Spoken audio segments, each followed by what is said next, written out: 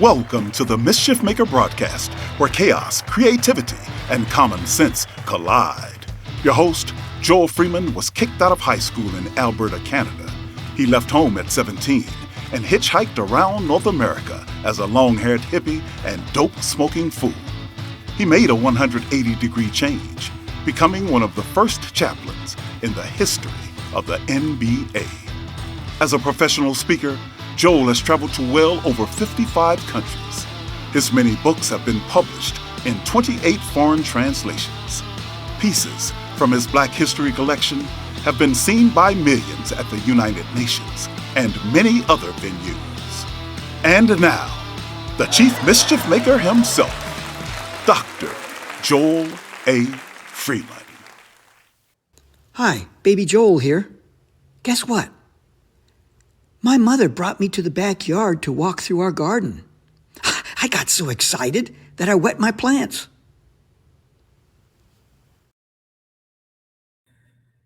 Well, there we are. Baby Joel strikes again. Hey, we've got a great show. Don't change the dial or whatever you would want to change normally. We have someone on the show this evening. His name is Bob Cutarella. He's known, when his mother was around, she would say Robert Cutarella, but now he's known as Bob. And throughout this show, if you're watching live, one of the benefits is that you can see the QR code above, and that'll kind of give you some information about the show. What is a Mischief Maker? The whole definition is there at chiefmischiefmaker.com. But also, you can write in your questions. And if they are germane to our topic, and we have Mel in the background, he will determine if it's germane or not. And then we'll put it on and we'll field it if there's time. So Bob Cutarella, by the way, he is, and I've written this down so I wouldn't forget any part of this, but he's a music producer. He's a writer, publisher, manager, educator, and author. He has worked with Paul McCartney, Chaka, Michael Jackson, Sheena Easton, Melissa Manchester, Whitney Houston, Diana Ross, Dolly Parton, The Police, Eric Clapton, Jeff Beck, Les Paul, Elton John, Linda Ronstadt, and Frank Sinatra, and many others that just it could go on. So he's our guest tonight on the Mischief Maker Show. And what we're going to do tonight is we're going to have a conversation with him. We're going to discuss his background. We're going to talk about what are the elements of a great song in terms of songwriting and producing the music, the repetition, the predictability with a twist, the singability, the rhythmic and syllables, the clarity of it all. And he's going to break this down for us. And actually what we're going to do is sometime this evening, this show, one of my songs we're going to play in just a few moments. He's going to break it down, and he's going to be blunt. He might even be brutal. Now, he's not brutal, but he'll tell me exactly what he's thinking about the song that we're going to play in just a few moments. It's called in Praise of Limping. And Mel, let's play the song right now, and then we'll take it on the other side.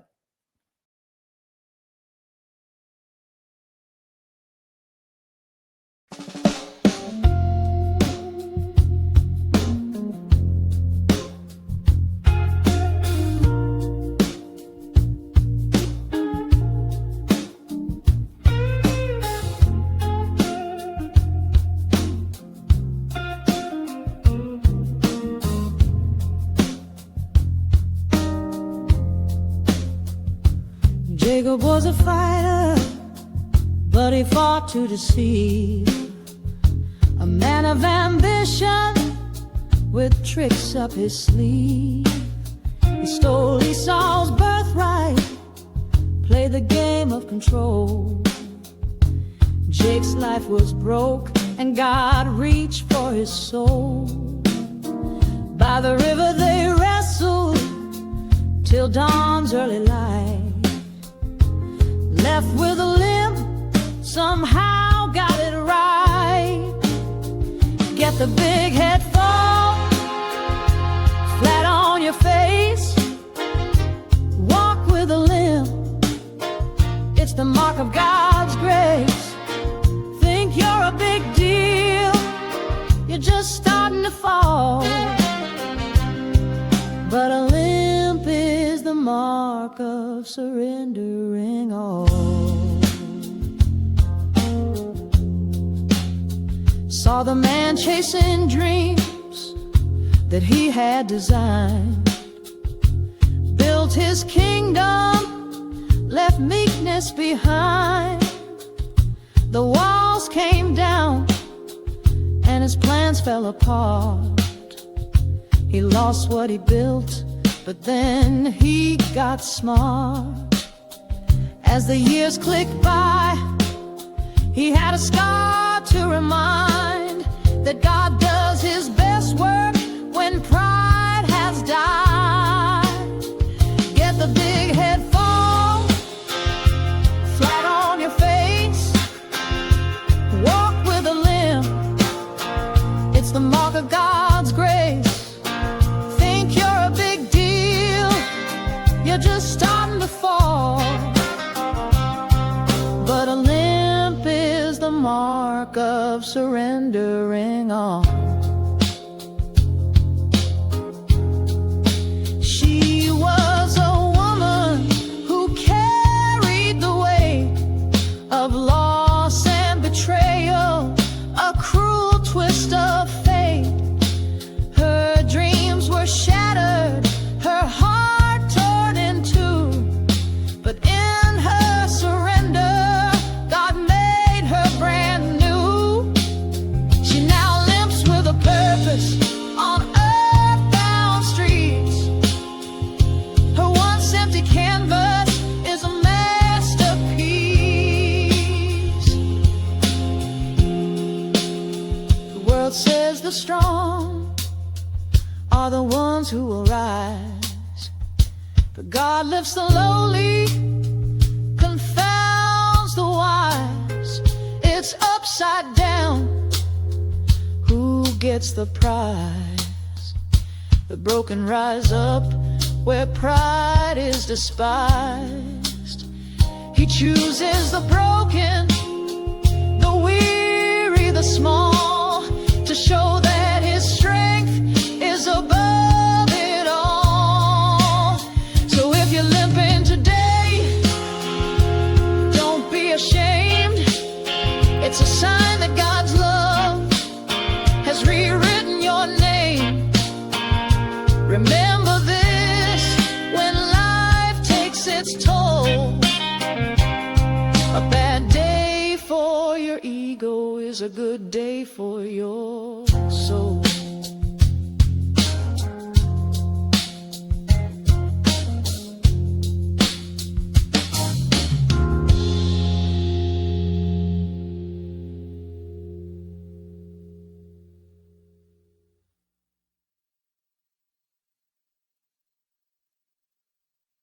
Day for your ego is a good day for your soul. That's the last words in the lyrics of that song. Bob, welcome. Welcome to thank you. Thank you there. the Thank you very Mischief much. Maker Show. Are you a mischief maker? I think you are. You're here I because think of we it. had the same mother because you mentioned something about watering the plants in the backyard there. Or whatever. I'm sure I've done that many times. The Italians, we always have plants, and we certainly how to water plants. Hey, Bob, what was your earliest memory of music, and how did it shape your path? And what were the artists and the genres that first lit the spark inside of you? You know, when I grew up with music, well, first of all, I guess as a child, you know, we went up to Forest Park when we moved to Queens from Brooklyn, and they had the oompa bands, you know, all those. So I heard that music. That wasn't that thrilling, but and my father and mom always listened to Mahalia Jackson on Sundays. My mom loved Mahalia Jackson, and she loved Della Reese. Mm-hmm. My father loved Glenn Campbell, and he loved Sinatra and Jimmy Roselli. And I mean, I was fascinated by it, but my earliest recollection of when I really started to really listen to music was I got a transistor radio, Mm-hmm. which was mono. So it was one headphone in there. And, it was Rockin' Robin and all of the doo-wop stuff, as we stroll along together. It was all that. It was, so that was great. And that really started getting me into music. And then my father saw that I was into it. My mom saw that I was into it. They got me an accordion. Right? Wow. Oh, Italians, Did you Italians and take accordions. lessons? I took 4 years of lessons with accordion, the squeeze Okay, box. I wish I had really done that. But what I did instead, because I'm always a comedian, they always look to me for the joke. Mm-hmm. My accordion teacher had a wig, and it used to juggle around on his head. And so I used to drop my sheet music just to see it fall off his head. So that was what I used to do. And then finally, I had to come up with a reason why I didn't want to study the accordion. So I said, well, I was going to be a pope at some point. I said, I really want to go into the clergy, and there's not many accordion playing popes that I know of. So I had to quit playing the accordion. So instead, I dipped into music. We could have switched to polka, and you could have been. I could have, but the improv bands weren't doing it for me. They weren't. But the doo-wop bands were another story. And then at 9, what really got me, I was always this little hunched over kid, little chubby, played sports a lot, loved sports, but I loved to sit in front of the TV and watch Dick Clark, and try to imitate all the people. And in my neighborhood, we had Brian Hyland, who had that itsy bitsy teeny weeny yellow boat. Yeah. We had him, and then we had Jay and the Americans. Mm-hmm. So I saw that you could kind of be a little celebrity, in the neighborhood there. And so my father takes me with a friend of mine to the Metropole in New York to see Gene Krupa. And my friend's father was a cop, so that's how we got in. And he sits me right next to Gene Krupa. That was it. That was my future right in front of my eyes. There he is, cool as a cucumber, dressed up, hair slick. The women were going crazy. The crowd was going crazy.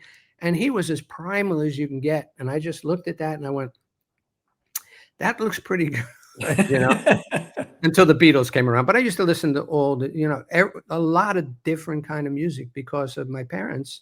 And then I started bands when I was young.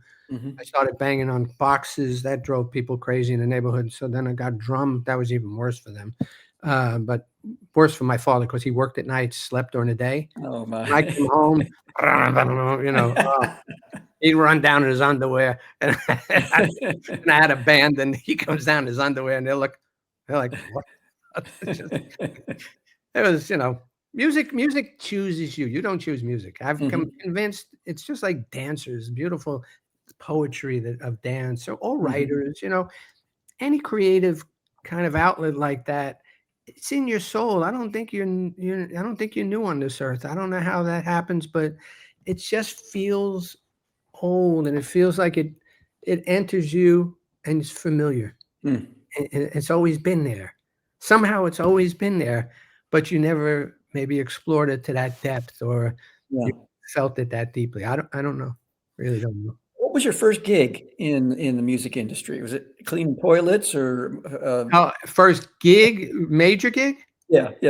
Oh, first major gig. Thank everyone who's making comments. We appreciate it, Robert, and everyone else. Go ahead. Chapel Music was part of Polygram, and I'd been playing drums for bands. Actually, played drums for Mafia band for a couple of years. That was a whole nother story, but I wanted out of that as quickly as possible. And I was up for jobs at 3 publishers. I was up for a job at April Blackwood, which was Columbia Records. I was up for a job at Chapel Music, which was part of Polygram. And that's 1978. And I was up for a job with Billy Joel, and he had just released The Stranger. Oh, wow. And so I got offered the other 2 jobs, basically. I think, I don't even know, because when I went to Chapel, they had hired somebody else that day. But my boss said to me, this is really awkward. He said, but everybody said I should meet you. But he said, but I just hired this guy, Casey Del Casino. And he said, so I don't know what we're doing here. So he played me 6 or 8 songs on a cassette. And he said to me, who would you match the song up with? And I guessed all 8 of them. I guessed that Wow. the person that had just recorded all 8 of them. So for me, You had a good ear, and you're batting 1,000 on that. Wow. that's what I was, I mean, that was Wow. like, it was called the Clive Davis litmus test, where, and Clive after that called on me many times for songs, because I had that ear and we had a great network. But Chapel Music was an amazing place to work. The people were amazing, and the writers, and the learning experience. I thank God every single day that it went that way, and not me being stuck playing drums for the Mafia guys. Now, what challenges early on nearly pushed you out of the music industry, and what made you stay? Well, there's there's some personal challenges, one, born in Brooklyn, grew up with a very middle-class family, hard workers, everybody just hard workers, but education was everything for them. And I was an English teacher, and I was getting married, and she was an English teacher. So we kind of mapped that all out, but I was playing music all the time on weekends. I had bands all over the place playing, making money that way. And the biggest challenge was proving to my ex-wife or my parents that I was capable of transferring, a career from English teaching to, a music career. And in the beginning, all you're doing is playing drums 2 days a week and all. But I was making more money doing that than I was teaching. I just didn't have 2 months off in the summer. And I loved what I was doing so much. And before that, I made myself physically sick all the time because I was doing something I really didn't want to do. And that my advice to anybody who gets into this business or any business, do something you love. Yes. God gives you skill sets and gifts. Do something you love, because if you go home miserable and you're married, you're going to end up divorced like me. You need to be, first of all, if you're given this gift, it's a good thing that you can share your gift with somebody. And, like after all these years, I try to pay it forward. I have a book coming out called Mentor, and it's all about mentoring and people that mentored me. And it for me, the biggest challenge was, there's the book. Okay, there we go. Coming out in November on Casa Carlini. Interesting little publishing house.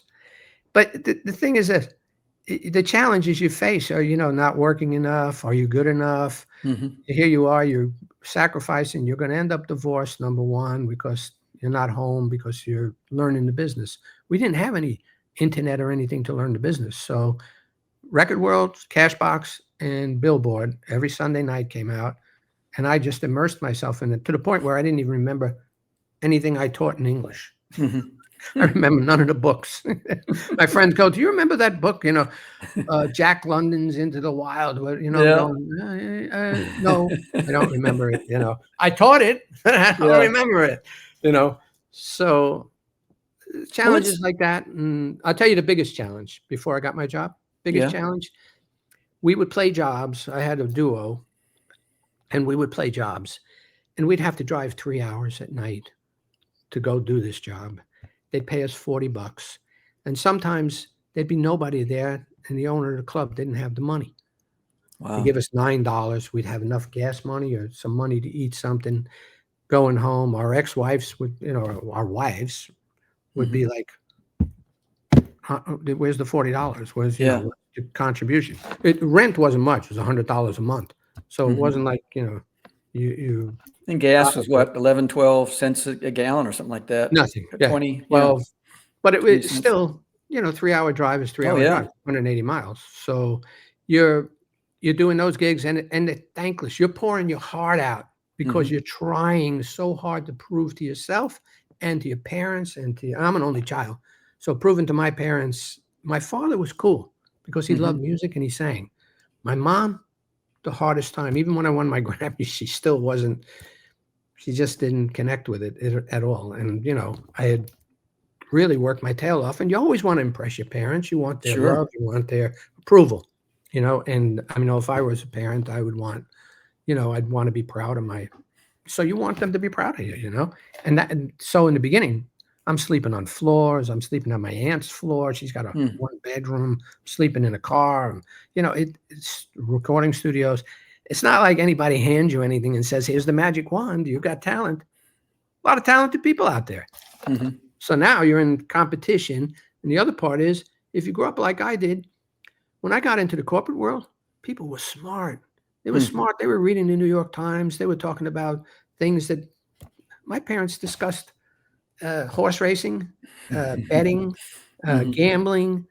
They didn't talk about it. And my father was very bright too. He was a guy that was well read. He loved history and all, but it never got discussed. Those things didn't get discussed. Well, Bob, Cole Sanders, we're going to come to your question maybe after the break. That's a good question. It is a very good question. Yeah. But what I want to do right now is take a look at the song, because I want to introduce folks who are watching this either live or in podcast format, that you do one-on-ones with musicians, writers. And I want to kind of have a test case here where you take a look at the song that I played earlier, in Praise of Limping, and break it down, slice it and dice it, and just handle it in the way you would if anybody came to you and said, "Hey, what do you think of this song? What are the odds of this? And what wisdom would you give to someone such as myself?" Okay, you're the host. I have to be kind in my. No, come right at it. Come as if we're. No, I am. You and I I'm are not, talking. I'm not brutal. I'm just, I only heard the song once, so I'm going to be I'm going to be me, and this is what I do. First question I would ask: are you the artist? Obviously, there's a female singing it. No, but no. Are you going to be an artist? Is this going to be one of your songs? I cannot carry a tune in a bucket. Okay. I'm just a writer. Okay, so and a producer. I put things together. Okay, just a writer. Well, first of all, sonically it sounds great. When it starts off, for me, I thought it would be like a John Mayer-ish song, or Bonnie Raitt type of song, because it's a blues song and you can feel the blues, and the instrumentation and everything was great, but sonically it sounded really good. Okay. Now, if you're not aware of the whole story of Jacob and I don't know how to pronounce Esau. Esau, right? That in some instances that doesn't make a difference, because if you're telling the story and just the story, it could be Joe and Frank and this one and that one.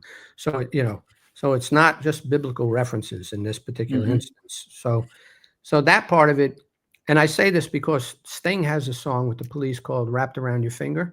And the opening lines are, "You consider me the young apprentice caught between the Scylla and Charybdis."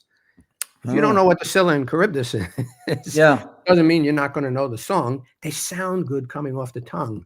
And a lot of people, and he develops the story, and the story is very clear.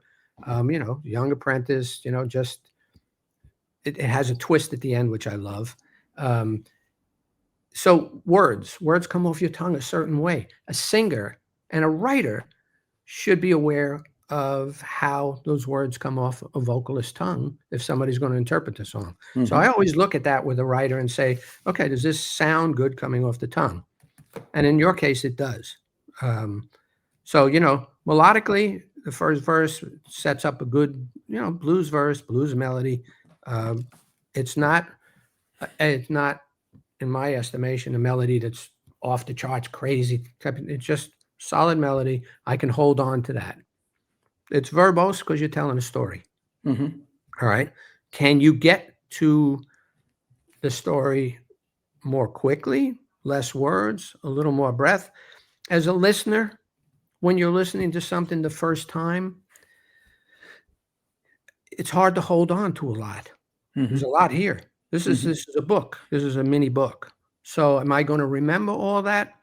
What's going to happen is I'm going to remember the hook, most likely, if the hook is leading me, in melodically. The verse, I'll remember that in terms of the melody. But, can you tighten it up? I don't know. I haven't seen it enough. I'm not the quick study that way. I'm a person who has to look and look and look. So when you get to the hook, I thought you melodically you could have been a bigger rise getting to the hook. Maybe a little surprise too. Since the verse was something that I was kind of familiar feeling about it. When you've played in bands and you've listened and played a lot of songs, sometimes you almost know what's coming. And you love when somebody surprises the daylights out of you. You're sitting there go, oh, I love that. Steely Dan does it. Few people do it here and there. And when they do, you're just like, that's so cool. I love when that happens. So the horns were in the first hook. Should they have been in the second hook instead? No. Okay. It's not the horns that make the surprise for me. Okay. You still got a lot of words over there, but I can get with that. Words, if you use a word a lot. Now the word limp, I know why you're using it. You hammered that home. Left with a limp, walk with a limp, but a limp. Limp is a unique word, right? If there was a way to not use it as often, characterize the song the same way, you can hammer it home the same way, but maybe not use a word that's unique as often, because then it stands out. But the minute you overuse it, it no longer stands out, So I'm a big fan. Unfortunately, I write as well, and a lot of times I'm guilty. I write the whole story. Then I have to figure out how to edit it. How am I going to edit it down? And partially because I want the listener to be able to sing it. I want the listener to be able to sit and hold on to it. I love the story. And you can argue with me, well, listen to Hallelujah. He's got 20 verses. Actually, I heard he wrote 100 verses. I'm like, are you kidding me? How can you come up with 100 unique verses like him? That's insanity. That's a year's work, I mean, just the images are just through the roof. Every line, oh my God. But I like this. And get the big head fall. Now, fall you only use twice in the hook. Okay. So I say, yeah, great. We got something good here, right? Second verse builds the story up more. And that's good from a production and a producer standpoint. Like me, I would have added harmonies. I might have added a different part to add a rhythmic element in the second verse that's different. Sometimes I tend to, a bluesy kind of song, I'll tend to add a clavinet or a keyboard or an organ or something to build it a little bit. But this is an interesting point that I'm going to bring that I'd like to share with people. You hear hit records a lot on the radio. You hear these songs that are amazing, sound great. Most people don't know that a lot of times, the big producers get big budgets. And they can sit. And today, you have a lot of people just working out of their home, or they have no budget when they're working with a producer. So, they'll say, okay, I got 10 hours to make this song. 10 hours is nothing. Oh, yeah. It's nothing. And I've been working with people who have no budgets, and I'm trying to do something in 10 hours that I normally spend 40 hours a song minimum. A friend of mine yesterday was playing me something. He said, you could have done this with this song, or you could have done that. And I said, yeah, I know. I could have had a real budget too. I said, but I didn't. Excuse me. So you make it the best you can up to a point, right? Now, I don't know what your budget constraints are or anything. So me, I would have spent the time, add a little bit something different. Different in the second verse. Second chorus is there. I like the repetition of the chorus being the same as the first because I need to hold on to that. All right. So I think that was good. And I like that all of it's the same. Now the bridge. The bridge melodically wasn't as different. It just wasn't as different. And can you say in those 6 lines in your bridge, can you say them in 2 lines so that now I feel, like a great boxer or somebody to hit, and then they back off. Hit, back off. I need a dynamic. Gotcha. I want to feel a dynamic. And so can you say that? And then again, you're using limp in there. So now limp's with a purpose on Earthbound Streets, I love her Once Empty Canvas is a masterpiece. I love that. A beautiful line. You know, shattered, torn. We've heard that before, you know. And you're telling a story that I happen to be aware of what the story is, so it's a little different. If I didn't know what the story is, could you sum it up? Mm-hmm. And then what is the last verse? Is the last verse like a first verse, second? Sometimes enough has been said, you know, and then the third hook goes off, and it's not the hook again. And I've gone through a bridge, another verse, and a hook. And could it be that you use the first three lines and then the last line pays off differently? Can you make the payoff be the last line, and that way, or just switch it up a little bit? Like example, and I always use Wrapped Around Your Finger as an example. Through the whole thing, I've only come here seeking knowledge, things they wouldn't teach me all in college. I can see that, destiny is sold, staring at that shiny band of gold. So he's basically having an affair with a married woman who's unhappy, right? And then every chorus is, I'll be wrapped around your finger, I'll be wrapped around your finger. The bridge is, trouble on a deep blue sea behind me, vanish in the haze, you'll never find me. I will turn your face to alabaster when you find your servant is your master. Ow. That's like, boom. That just smacks you in the head. It's like, wow, where did that come from? That is so awesome, and so I see a comment about Dylan and Springsteen. Yeah, of course.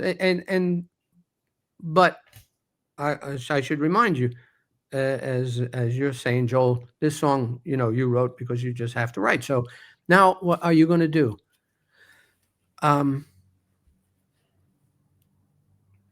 You don't want to change a Springsteen song. You don't want to change a Dylan song. I get it. Believe me, I get it. I get frustrated in the fact that you're not seeing many of those guys today. I thought when Ed Sheeran came out with A-Team, I thought, he was different. He's telling a story based on a true story after a visit he made to a clinic or someplace, where people were rehabbing. And he spoke to some girl and told the real story. Yeah, I mean, sure. Are you the artist doing this interpretation, or is this, going to be pitched to people? That's why I ask those questions. I'm not one. I edit stuff down all the time because people look to me for, you're a pop guy. You're going to make pop hits and stuff like that. Actually, I just like to see people write great songs. Yes. Yeah. Period. So, I'm commenting more on melody and structural things and what keeps me involved in it. You did such a good job on the production, and the singer was really good vocalist and all that stuff, that I stayed in it. I would have stayed in and listened to the end anyway. So, and that's kudos for the production and all that stuff.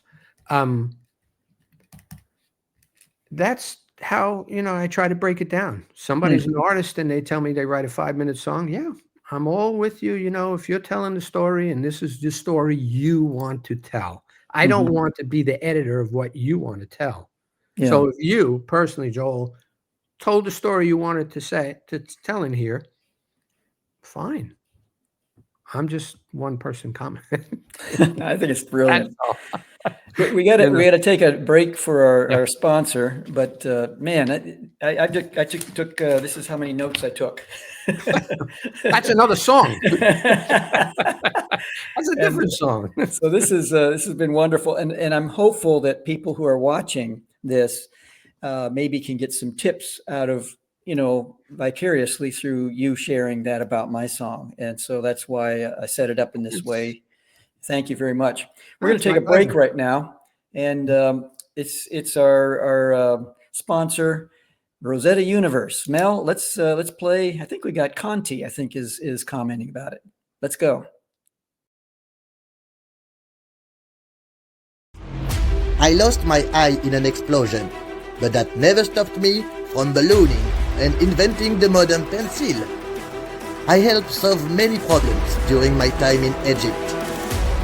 Helped the Rosetta Stone Traveling Exhibit Project transform an ancient artifact the Rosetta Stone into a modern metaphor for problem solving. You will love it.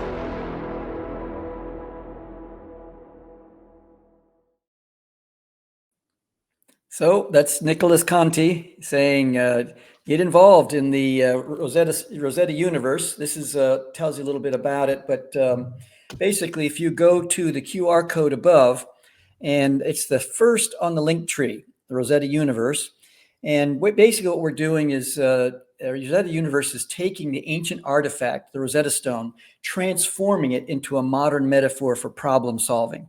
And it's huge. Smokey Robinson's on our advisory board, Kathy Hughes, Ben Carson, just a host of people. And what we're doing is, I think, pretty exciting. So take a look at it, rosettauniverse.com. And I hope you enjoy what you see. And by the way, if you have any comments, any ideas, any connections, any advice, 2 ears, 1 mouth. I'm listening and learning, and I want to learn from you wherever you are in the world watching this at this time. Bob, let's come back to you. And wait, the pencil. Yeah, he invented the pencil. So wild. Ballooning. I mean, the guy was he was part of the Napoleonic Egyptian military campaign.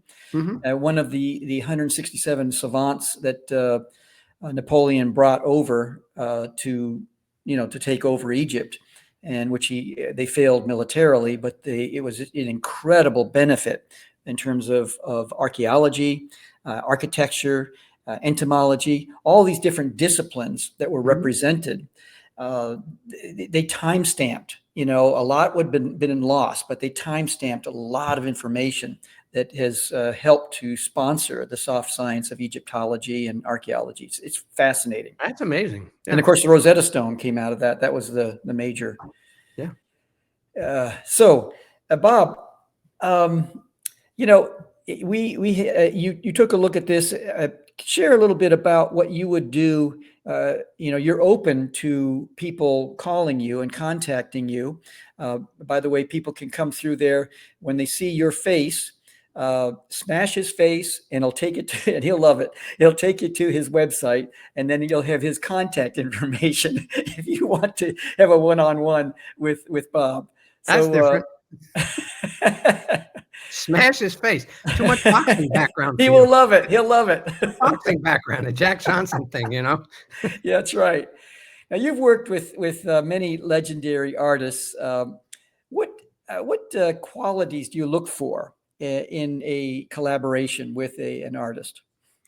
In my case, the best one I can quote and point to is Les Paul. Mm-hmm. Les Paul invented the electric guitar. Les Paul he actually invented a synthesizer like Robert Moog, but before Moog, but he never got it out there. He invented reverb. He invented multi-track recording. And I used to go see him perform at Fat Tuesdays. And then when he went from Fat Tuesdays, he went over to the Iridium. And I used to go see him perform. And I used to think to myself, most young guitarists, not people who play a Les Paul, but young guitarists coming out and young people, they look at him as the headstock of a guitar. That's right. There was a great commercial, TV commercial about a beer, where he walks in and there's a guy playing the guitar, and the guy goes, and Les goes, "You're pretty good. You're pretty good there." He says, "Why?" He says, "You play?" He says, "I've been known to a little bit, right?" And he gets up, and there's Les going, and the guy goes, "Wow, you're good." He says, "What's your name?" He says, "It's on the top of your guitar." Fantastic. It was a great commercial because for a lot of people didn't know. It took me 10 years to convince Les. I used to go with my friend Barry, and Barry and I won Grammys together with that, and along with my friend Fran Cathcart. 10 years of convincing him to make a record because he had been in a serious car accident and all. Oh my. What was I looking for? In one way, I was looking to honor him, obviously, with a bunch of younger people or just guitarists who just loved Les. Because you go to Les's house at night, and there's a phone call from McCartney, there's a phone call from Eddie Van Halen, there's one from Jimmy Page. It was endless. It was really endless. And he'd be saying, Well, for Christ's sakes, of course, you're doing it all wrong. Why don't you try this on the 5th fret? And then, and you're listening to this and you're going, this is a piece of history here. So finally, I got to make that record with the blessing of Phil Cutarella, who's deceased now, but he was the head of Capitol at the time, marketing department. And Phil and I we were always close friends, but we became business partners. That's why I moved to Los Angeles. Mm-hmm. He just got it. Phil got it right away. And, what you look for in a new young artist is difference, soulfulness. Mm-hmm. Are they approaching it in a different way? Are they eager? They really want it. I mean, I wanted it. I could taste it. I didn't know what I wanted because I was a drummer. So, what am I going to be, the best drummer in the world? No, not really. After I listened to Vinnie Colaiuta and Ginger Baker and this one and that one, Steve Gadd, I put my drums in the closet and said, okay, I got to do something else. I did. And Steve Gadd once said to me, you're an idiot. And I said, why? He says, you put your drums in the closet, and somebody just asking a question, if I had worked with somebody. Yeah, was there any artist that you would have worked with? You looked at their song and it was perfect, but there's nothing you could add? Yeah, I would think so. I mean, there's a bunch of them, I've worked with young artists. There's a young kid named Tanksley. I wouldn't have had anything to what he's done. Some of his songs, they were just amazing. Just, yeah, it happens. It's torturous when a vocalist does an amazing take and that the first take is the take, and then they go, okay, I'm just warming up. Multiple takes. But I'm trying to think of off the top of my head what artists that I have worked with that I looked at this song and it was perfect. Nothing you could add. There was this kid, Kenny Cummings, but he didn't become an artist as much as a songwriter, really, really successful songwriter. So that's a good, you asked that question. Somebody else asked the question too about pairing songs. How long did it take to pair a song with an artist for me, or what was the first success? I really have to think about that one. That one I'd have to get back to you on. Because I've worked with young artists a lot, but I've worked with a lot of established artists. And the Les Paul thing put me in a different league because then I'm working with Slash and Jeff Beck and Eric Clapton and people like that. That I wasn't. That's the golden ticket. Yeah, and I wasn't working with them before. And now all of a sudden, if I can hold my own there, I'm holding my own. Yeah. Can you share a story about a studio session that completely surprised you? A studio session that surprised me. I know it was a studio session that surprised me in a weird way.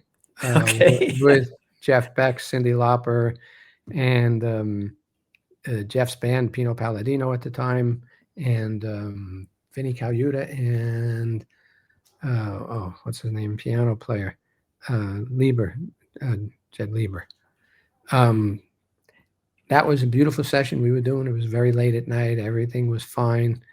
But I was told that if Jeff, and we had a great session all day long. So we've been working all day. Everything was fantastic, This one had a happy ending, but it almost went south because I was told that if Jeff saw anything that was upsetting to him, he would say, let's go have tea. And then that would be the end of it, right? Session over. And it's just 3 a.m. now at this point, and we're still having fun. We're having a great time. I'm having the time of my life, just because it's Jeff Beck, and he's letting me produce him and whatever. So I'm really having a good time. Cyndi came in late. It was spur of the moment. She was so kind. She's somebody I know for many years. I knew her from my neighborhood, but I really knew her when I tried to sign her publishing when I was at Chapel Music. And this particular session, I could tell you the other session. Yes, I remember the one I'm thinking of. But this particular session, she came in, it was late at night, and Cindy's a very curious person, so she's playing around with knobs and this and that, and she does a take, and for whatever the reason, the way Vinny was playing didn't resonate with her. So she got out of her vocal and went back to him to talk to him. And we saw what we thought was going to be the beginning of the end.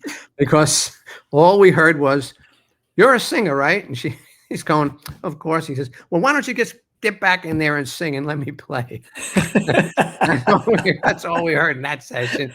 He came back in, and it was an incredible take. It was really beautiful. And then the record still hasn't come out because Jeff's manager wanted to put it on Jeff's record. Cindy's manager wanted to put it on Cindy's record. Goodness. And now all this time has passed, and we still have it. We still have the master, and I'm hoping to get that out at some point. But just because Cindy's such an incredible performer, and she's so heartfelt that she can make you cry at the drop of a hat. A lot of people don't know her from the rock days, but she used to sing a song called "I Want to Be Strong," and she would have her fists clenched so tight, her body would be shaking when she sang it, and you just sit there and tears would be rolling down your face. It was just that powerful, and that's how powerful she is. She is that dynamic,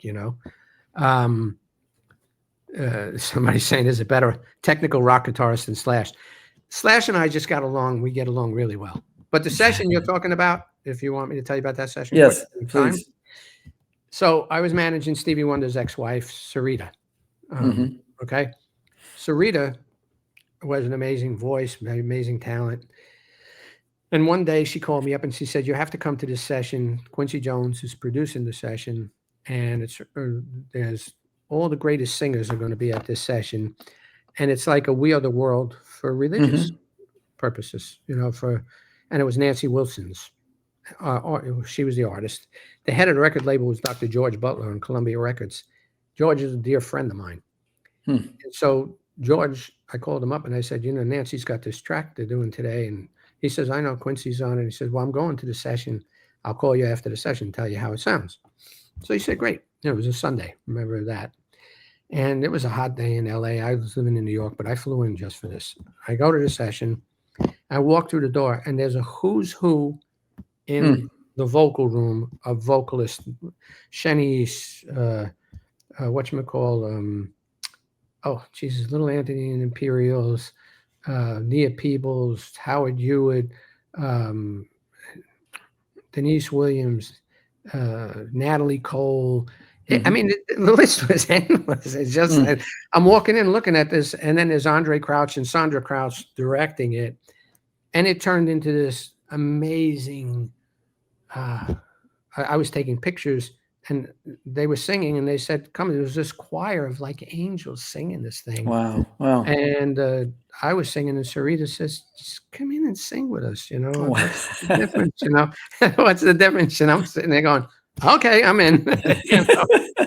Saida Garrett, this one. Everybody was in there.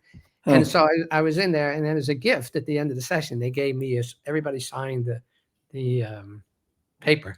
Oh, that's very cool. The gift, which was for no reason, but it was just a beautiful experience. It was opened your eyes to, the beauty of music, of people coming together, that community.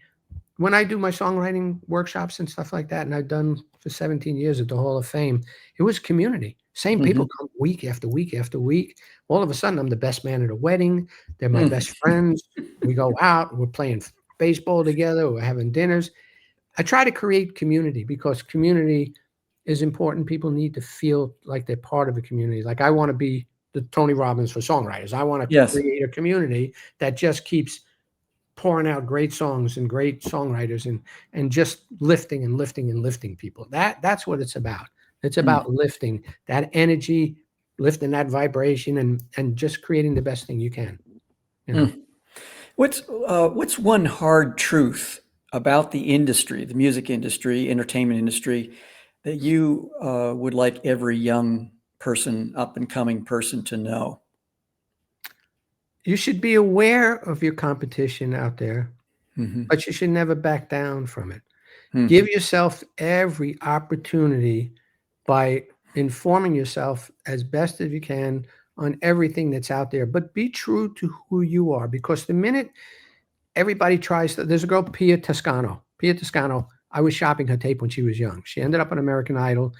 Then they tried to turn her. She didn't make the finals, but she was that good. She was like a Celine Dion. They tried to turn her into a hip hop or a Jennifer Lopez. That wasn't who she was. You know what? It's 15 years later, and she's doing exactly what she was doing in the beginning, but now she's doing it with David Foster. She's doing it with Bocelli. An ostrich is an ostrich, whether you like the way it looks or not. So the hard truth is you got to search. You got to search inside of you. Who am I? And at different times, you're different people. We just changed. That's who we are. That's the constant. But our industry, I think the right people recognize truth and honesty in an artist, in a song. I'd like to think that. I'd like to believe that still exists and not everything is just TikTok. Yeah.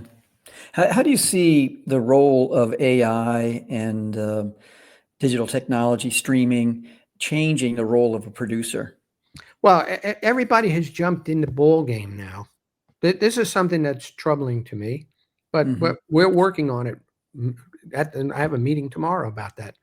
We're working on it because you can't stop technology. That's out of the gate. That's already gone. That horse is already on the track and running around, right? But what you can do is find a way to utilize it so that everybody wins. It's never good when one person wins and others don't. What happens with AI is, on Suno and all those other platforms where you can create a song in 5 minutes.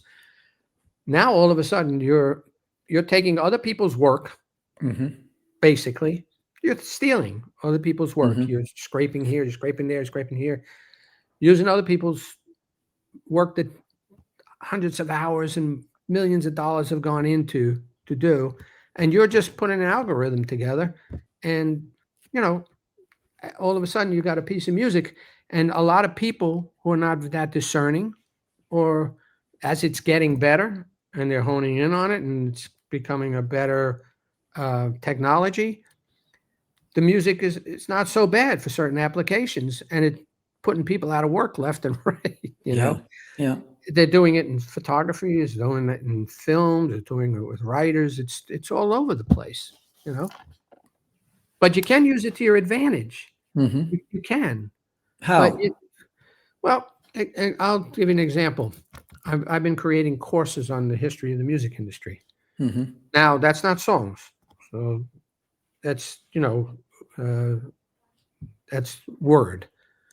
But I'll ask AI, what platforms existed during what years were it, and it's a quicker way to get to the information. But then I got to give it my spin. In order for it to ring true, I have to give it your voice. Yeah. So it's a good platform to get information from. I don't like what it does for music. I don't feel good about that at all. But again, I can't stop it. But we are trying to figure it out so that where the creators get a pool of money, and it just gets divided up to all the creators, the original creators, and then the percentage goes to the new creation, and it's its own separate copyright.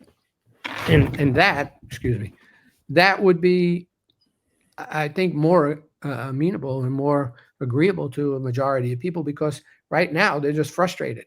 And a lot of people are fighting it, Songwriters Guild, this one, that one. People are fighting it. But again, technology is something we can't stop, So we got about 6 minutes left. What advice would you give about ownership of music and contracts and things like that? I'm sure you've seen a lot of people get ripped off. I got ripped off millions. I mean, honestly, I got ripped off of millions because I didn't know what I was doing. And the first thing I did was, I call it my initiation into the business, was we gave away the publishing and the rights to a song that ended up on a TV commercial. Wow.